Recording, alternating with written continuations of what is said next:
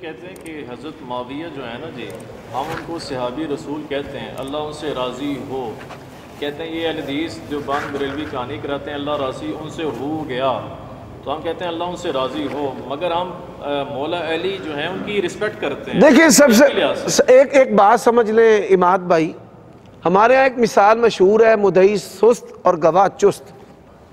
میں یہ مثال سمجھانے کے لیے دینا چاہتا ہوں، مقدس شخصیات کا اس کے ساتھ کوئی تقابل نہیں ہے، یہ بھی میں بات واضح کر دوں، کیونکہ لوگ پھر کلپ کاٹ کرنا کچھ کا کچھ بنا دیتے ہیں. حضرت علی رضی اللہ تعالی عنہ اور ان کی اولاد نے کبھی حضرت معاویہ کے بارے میں وہ باتیں کی جو مرزا کرتا ہے؟ پہلا سوال. حضرت علی رضی اللہ تعالیٰ عنہ نے کہا کہ ہمارے گروہ کے مقتولین اور ان کے گروہ کے مقتولین جنتی ہیں، جنتی ہیں. اور آپ یہ بات جانتے ہیں کہ جب صحابی کسی کو جنتی کہتا ہے تو وہ لا محالہ مرفوع بات ہوتی ہے، وہ بات رسول اللہ نے کہی ہوتی ہے. جب صحابی کسی کو جنتی کہہ دے یا جہنمی کہہ دے تو اس کا مطلب ہے وہ بات کس نے کہی ہے؟ رسول کریم صلی اللہ علیہ وسلم.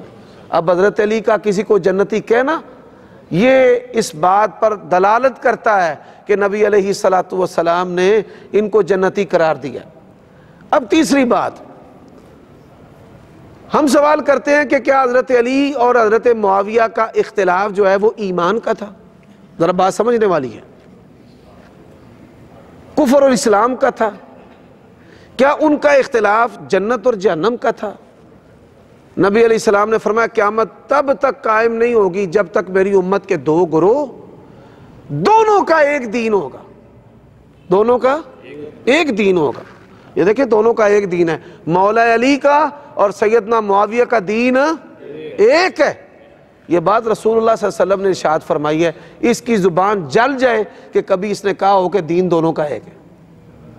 جب دونوں کا دین ایک ہے پیچھے کوئی بات پھر بچ جاتی ہے، پیچھے تو پھر بات ختم ہو جاتی ہے، ساری باتیں ختم ہو جاتی ہیں.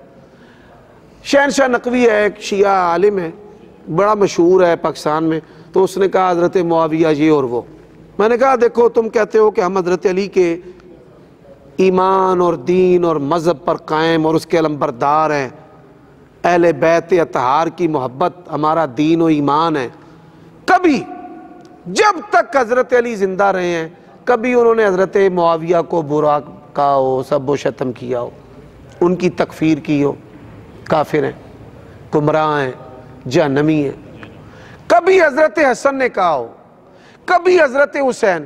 اللہ کی قسم اٹھا کر کہتا ہوں اگر حضرت معاویہ کے اندر ایمانی خرابی ہوتی حضرت حسن کبھی بھی ان کے ہاتھ پر بیعت نہ کرتے.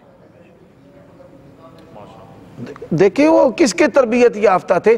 رسول اللہ کے تربیت یافتہ تھے، آپ کی بیٹی کے تربیت یافتہ تھے، مولا علی کے تربیت یافتہ تھے، حضرت حسن رضی اللہ تعالیٰ عنہ. اور اللہ کے نبی نے ان کے بارے میں کیسی بلند باتیں کی. فرمایا ان ابنی ھذا سید. یہ حدیث امتیازی طور پر حضرت حسن کی فضیلت ہے جس میں کوئی اور شامل نہیں ہے. فرمایا یہ میرا پتر سردار ہے جو مسلمانوں کے دو گروہوں میں صلح کروائے گا. تو اگر ایمانی کوئی کمی ہوتی حضرت معاویہ کے اندر، واللہ العظیم حضرت حسن کبھی بھی اپنا ہاتھ حضرت معاویہ کے ہاتھ پر. اگر حضرت حسن ان کو جہنمی سمجھتے، اور منو دسو کسی آدمی کے بارے میں آپ کو پتا ہو یقین طور پر کہ یہ جہنمی ہے تو انہوں اپنا خلیفہ منو گے؟ اگر یہ 28-12 روایت کا معنی حضرت حسن سمجھتے کہ نعوذ باللہ یہ تو جہنمی ہیں، آگ کی طرف بلانے والے ہیں، تو کبھی وہ ان کی بیعت کرتے؟ تو اپنے ہی وہ کنویں کے اندر ہے، ٹرین ٹرین کرتا ہے بیچارہ، اس کو نہ ان روایات کا فہم ہے. میں نے کئی دفعہ کہا ہے صحیح الاسناد کافی نہیں ہے، وہ ترتیب ہو جو محدثین کی ترتیب تھی. کہتا ہے کہ میں نے دیکھیں جی وہ جنگ جمل پر بات کرنا، تو میں نے جنگ جمل پر بات کی ہے تو کیا حافظ ابن ابی شیبہ نے جنگ جمل پر کتاب نہیں لکھی؟ میں نے کہا بھائی اگر انہوں نے لکھی ہے تو اس کتاب کا ترجمہ کر کے شائع کر. انہوں نے تو اس کتاب کے اندر امت کو یہی سمجھایا ہے، ایک طرف ہماری ماں ایک طرف ہمارا روحانی باپ ہے، دونوں کا احترام کرنا ہے. تو بندہ جو ہے وہ نام غلط استعمال کرے، محدثین کا جو طرز ہے اس کا جھانسا غلط دے، تو اللہ تعالی ہم سب کو ایسے شرور سے بچائے۔